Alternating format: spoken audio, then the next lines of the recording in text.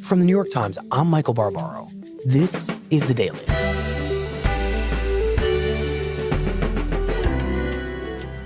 Today, President Trump withdraws from the Iran nuclear deal, calling it decaying and rotten. So why did President Obama sign onto it in the first place? It's Wednesday, May 9th. Today, after 2 years of negotiations, the United States, together with our international partners, has achieved something that decades of animosity has not: a comprehensive long-term deal with Iran that will prevent it from obtaining a nuclear weapon. Mark Landler, remind me why President Obama signed this nuclear deal with Iran in the first place. When Barack Obama came into office, Iran was getting uncomfortably close to having the capacity to develop a nuclear weapon. And this was unnerving its immediate neighbors, its neighbors in the region like Israel, as well as the Europeans.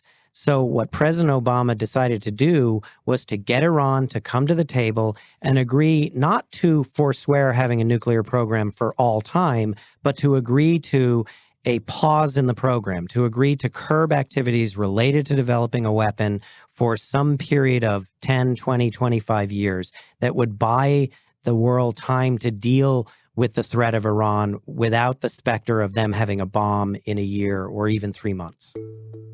I strongly believe that our national security interest now depends upon preventing Iran from obtaining a nuclear weapon, which means that without a diplomatic resolution, either I or a future U.S. president would face a decision about whether or not to allow Iran to obtain a nuclear weapon or whether to use our military to stop it. Put simply, no deal means a greater chance of more war in the Middle East. So the United States banded together with its three major European allies, Britain, France, and Germany, as well as China and Russia. And together, this group of 5 countries sat down with Iran over a period of many months and hammered out the terms of what is known as the Joint Comprehensive Plan of Action. And everyone understood at the time it was announced that this was not a perfect deal. It was limited both in scope and limited in how long it would last. Okay, so what specifically does the deal not do that helps explain how we got to where we are today? Well, several issues were carved out of the negotiation, and that has fueled the argument of critics like President Trump. One of the first and key areas was Iran's ballistic missile program. It is not included in the deal. Iran can continue to develop and test ballistic missiles. It is not restricted in doing so. And those are the missiles that theoretically could carry a nuclear weapon. Warhead. That's right. And they were left out. They were left out. This was a very fought-over point. The Iranians didn't want them to be included, and the West, John Kerry and others, agreed to that. We are actually capitulating to the global superpower of terrorism, which is Iran. The second major area is Iran's behavior in the region. They are the #1 sponsor of terrorism around the world. They are sponsoring terrorist activities in Yemen, in Syria. Iran is, of course, a supporter of a number of militant groups across the Middle East, whether it's Hezbollah or Hamas or the Houthi rebels in Yemen. Iran is responsible for 1/3 of our casualties in Iraq. They are the sponsors of Hamas, Hezbollah, state-sponsored terrorism, courtesy of Iran, which has hegemonic designs on the entire Middle East. And the deal does nothing to curb any of this misconduct or any of this bad behavior.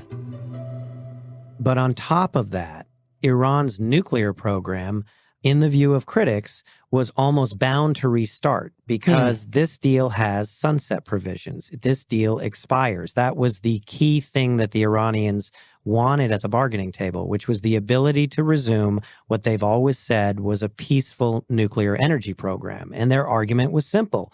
We're a member of the NPT, the Non-Proliferation Treaty. We are entitled, it is our right, to have a peaceful nuclear energy program, as so many other countries have. And so the Iranians simply said, any negotiation has to have an endpoint built into it. And in fact, the heart of the negotiation that John Kerry conducted was setting those sunset clauses. Now, it's true some of the special additional restrictions that we successfully negotiated. Those begin to ease after a period, in some cases 10 or 15, in others 20 or 25. But it would defy logic to vote to kill the whole agreement with all of the permanent NPT restrictions by which Iran has to live for that reason. After all, if your house is on fire, if it's going up in flames, would you refuse to extinguish it because of the chance that it might be another fire in 15 years? Obviously not. You'd put out the fire and you'd take advantage of the extra time to prepare for the future. So agreeing to this sunset clause was better than nothing from the point of view of President Obama, the U.S., and our allies who signed the deal. That's right. I think the calculation was that if we give ourselves anywhere from 10 to 20 to 25 years, who knows what could happen inside Iran. Mm-hmm. President Obama felt that if he could get Iran into this kind of an agreement with the international community, it would set the stage for a potential political evolution inside Iran. This was the more idealistic part of the deal, that the deal might be a lever to bring Iran into the community of nations and perhaps even encourage the flowering of democracy inside the country. Mm-hmm. And by the time the deal expires, we wouldn't be dealing with the same set of forces that we're dealing with today. Why was this deal even in the cards from Iran's point of view? Why would Iran be willing to agree to it? Well, remember, Iran had been subject to years of multilateral and very punishing sanctions. Their oil industry was almost completely constrained. They were losing a huge amount of revenue through oil exports. Their central bank was almost totally isolated from the international financial system. The rial, the Iranian currency, had plummeted, and they were a semi-pariah in the international community. So it really hurt them economically. It put the government at risk politically. And when Hassan Rouhani, who's the current president of Iran, was elected, he went to his people with a basic promise: I will make a deal to get us out from under these sanctions. So for the U.S. and its allies, this is a deal that stops the existential threat of a hostile country like Iran having nuclear weapons. For Iran, this is about reviving a really broken economy. That's right. It's a very basic trade. So what happens to Iran's nuclear program, the focus of this deal, once this agreement is signed?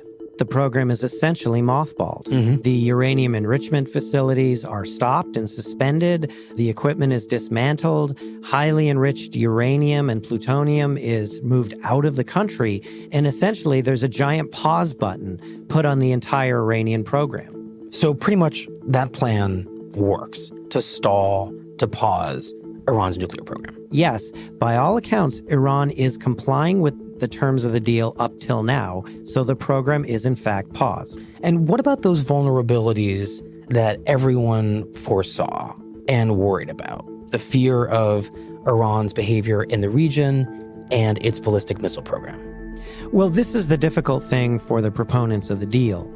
Iran, in the aftermath of the deal, didn't behave more moderately. If anything, it behaved more provocatively, more aggressively. Iran continues to support elements within the Taliban. Iran is the principal sponsor of Bashar Assad in Syria, not a nice guy. It began bankrolling militias in Iraq, in Syria. You can continue to make the case to the international community that this chief sponsor of terror in the world, chief supporter of Syria, another pariah state in the region, that they are ones that need to continue to be contained. You know, there's no question that this did not lead to a period of greater stability. It actually led to a period of greater unease, of confrontation. Even though it had agreed to pause its nuclear program, it was sort of flexing its muscles in every other way.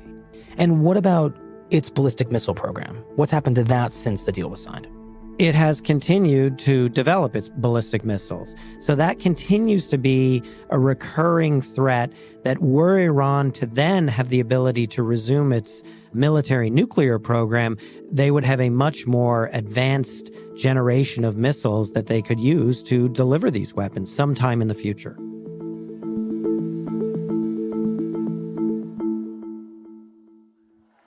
I've been doing deals for a long time. I've been making lots of wonderful deals, great deals. That's what I do. Never, ever, ever in my life have I seen any transaction so incompetently negotiated as our deal with Iran. And I mean never. The timing on this deal, if I recall, was the final months of the Obama presidency. So it becomes a campaign issue for everyone involved in the 2016 race.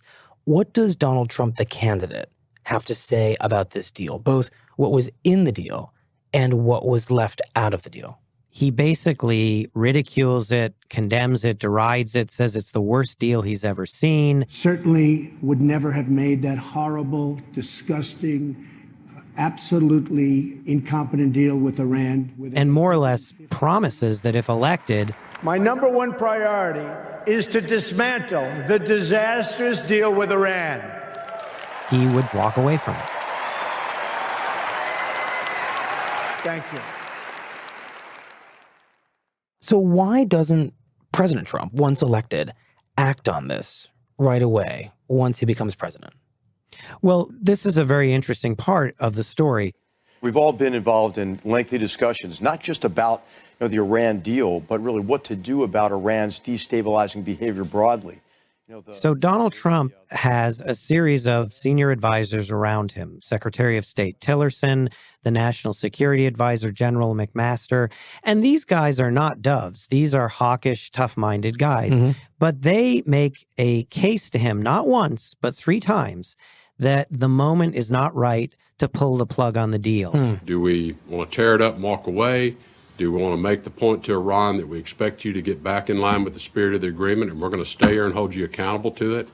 I think there are a lot of alternative means with which we use the agreement to advance our policies in the relationship with Iran. And instead, what they propose to him is let us go to the Europeans and try to address the things about this deal that dissatisfy you and see if we can tweak the deal and make it acceptable. And that's what most of the story of the last 14 months has been about. The president's not walking away from the deal yet. So if he sees some real change, if he sees the ability of the Congress within U.S. law to address some of these problems associated with the deal. And what is the argument that they make to President Trump about why he shouldn't scrap it right away? Well, for one thing, there's no evidence that Iran is not complying with the deal. So if the United States scraps the deal, we're opening ourselves up to the charge that we're the ones that are violating the deal. And I think the advisors at the time made the case to the president, better to let us see whether we can fix the existing deal rather than be the ones who breach it first. Did the president try to fix the deal along these lines?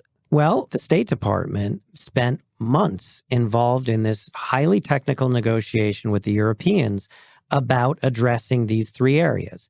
And they actually made a fair amount of progress. The Europeans agreed that ballistic missiles needed to be addressed.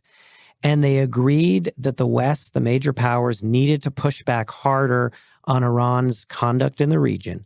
The area where the talks broke down was on the Sunset Clause, because the Trump administration essentially said, we want a mechanism where when these expiration dates come up, if the Iranians don't continue to abide by the restrictions, we will automatically reimpose sanctions. And the Europeans said, you can't do that because you're violating the terms of the deal itself. So there was this unbridgeable gap over what to do about the sunset clauses. The president says he'll be announcing his Iran deal decision at 2 p.m. here at the White House. So some major news there. President Trump says he will announce his decision on the Iran nuclear agreement later today. 2 p.m. today. President Trump expected to make that announcement. Right now, we're just waiting to see what he decides to do. And if he decides to leave, how he does it. So then what happens on Tuesday? Well, the day starts with President Trump making phone calls to foreign leaders, among them Emmanuel Macron of France. We should not abandon it without having something substantial and more substantial instead. Who visited Washington 2 weeks ago and made this very impassioned plea to the president not to pull out of the deal. We signed it at the initiative of the United States. He calls Macron and he tells him, I'm going to go ahead and do it. Then at 2 o'clock, he walks out to the podium in the diplomatic reception room, somewhat ironic given what he's about to announce. My fellow Americans, today I want to update the world on our efforts to prevent Iran from acquiring a nuclear weapon. And delivers this 12-minute, strongly worded speech. The fact is, this was a horrible, one-sided deal that should have never, ever been made. It didn't bring calm, it didn't bring peace, and it never will.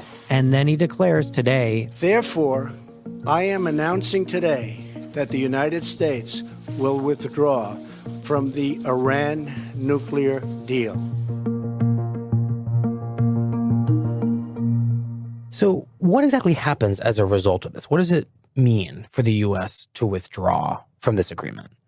Well, the key issue here is not a piece of paper that the U.S. signed. The key issue is the reimposition of the sanctions. There are layers and layers of American sanctions that the president has to waive every few months. And what the president essentially did today is said, I am not going to waive these sanctions, which means they are automatically reinstated. These are sanctions on the Iranian oil industry, on the Iranian central bank, and they're potentially sanctions against European companies that do business in Iran. So a powerful incentive for Iran to curb its nuclear weapons program is now gone. That is absolutely right. President Trump has said he doesn't like this deal and that it can be made better. Does he have a plan for actually getting a better deal with Iran? What the president has said is that he believes that the maximum pressure campaign that he carried out against North Korea had the effect of bringing North Korea to the bargaining table. And that if he can run that play again, in effect, if he can mount a maximum pressure campaign against Iran, it will have the same effect. It will bring the Iranians back to the table and force them to accept a better deal for the West, for the United States. I think what the president doesn't really acknowledge in this is that, in fact, the Iran negotiation was the product of a sustained pressure campaign. Sanctions levied by the Europeans, by the U.S., by the United Nations. That is what brought the Iranians back to the table. So what the president is now saying he's going to do is resurrect that program, but make it even more punishing and force the Iranians back to the table. You sound skeptical. I'm very skeptical for the following reason. The Europeans have said they're staying in the deal. The Chinese have said that they're going to stay in the deal, as have the Russians. So the kind of unanimity that the U.S. marshaled during the Obama administration to put these sanctions together, that's simply not going to exist. They will not, at least as things stand today, be able to put together that kind of international coalition to go in and not just put tough sanctions on Iran, but sanctions that are measurably tougher than the ones that were put on by the Obama administration. So in leaving this deal, you're saying that the U.S. is effectively giving up the multilateral leverage it would need to successfully renegotiate this. That's what I'm saying. And not only is it giving up the leverage, it's giving up the moral and legal high ground, because we will be branded as the country that violated the deal. Iran will be able to say, we're in the deal. The United States is the party that breached it. So it really isolates us and deprives us of the leverage that we have with North Korea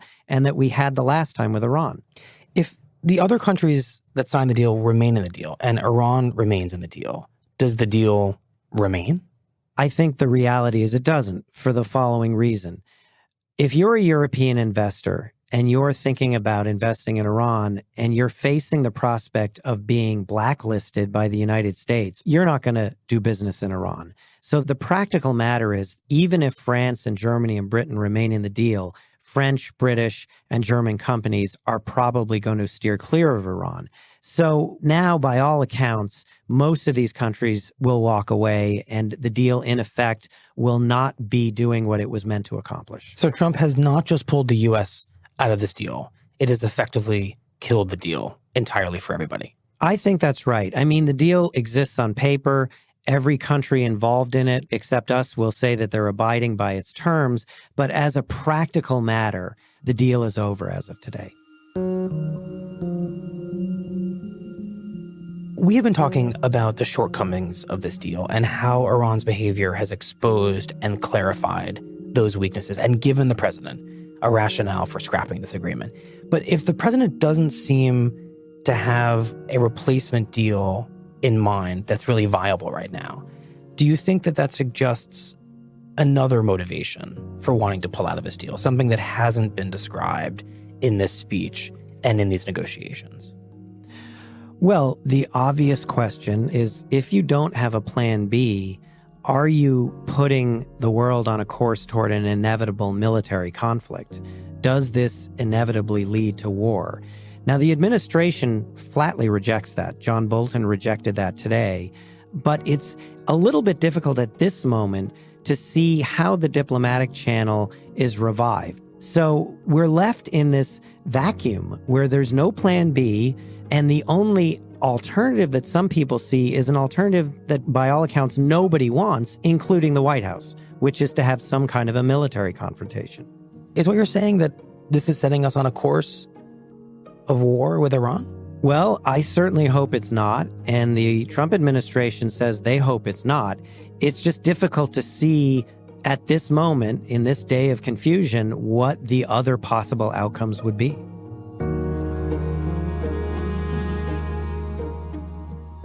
Mark, thank you very much.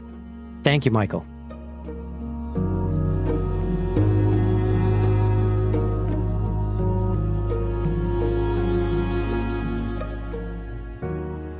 We'll be right back.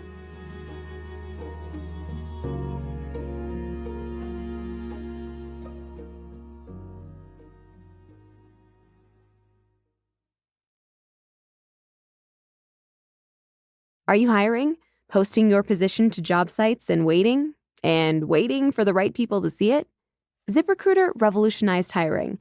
Their technology finds great candidates for you.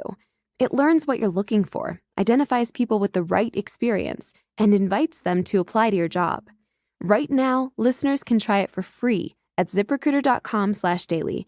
That's ZipRecruiter.com/daily. ZipRecruiter, the smartest way to hire. Here's what else you need to know today. The Times reports that a shell company used by President Trump's longtime lawyer, Michael Cohen, to pay hush money to an adult film actress received $500,000 from a firm linked to a Russian oligarch and hundreds of thousands of dollars more from corporations with business before the Trump administration. The shell company, Essential Consultants, received one of its biggest payments from a company tied to Viktor Vekselberg, a Russian businessman who was questioned earlier this year by investigators for special counsel Robert Mueller. The revelations raise new questions about the business practices of Cohen, who is under federal investigation for possible bank fraud and election law violations. And my advisors tell me that it's time to concede, so we're conceding the election. In a closely watched Republican Senate primary, a convicted coal mine operator, Don Blankenship, was soundly defeated in West Virginia in a race viewed as a test of the party's willingness to embrace controversial candidates ahead of this year's midterm elections. Again, the only thing I can tell you is I did what I could do to try to help the state. It didn't work out.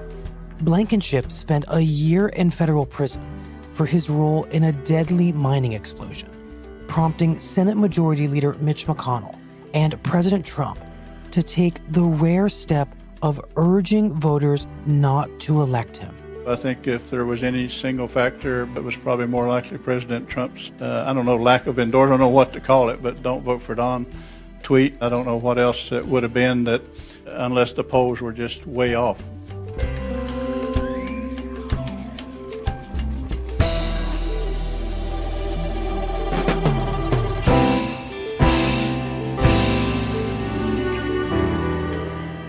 That's it for the Daily. I'm Michael Barbaro. See you tomorrow.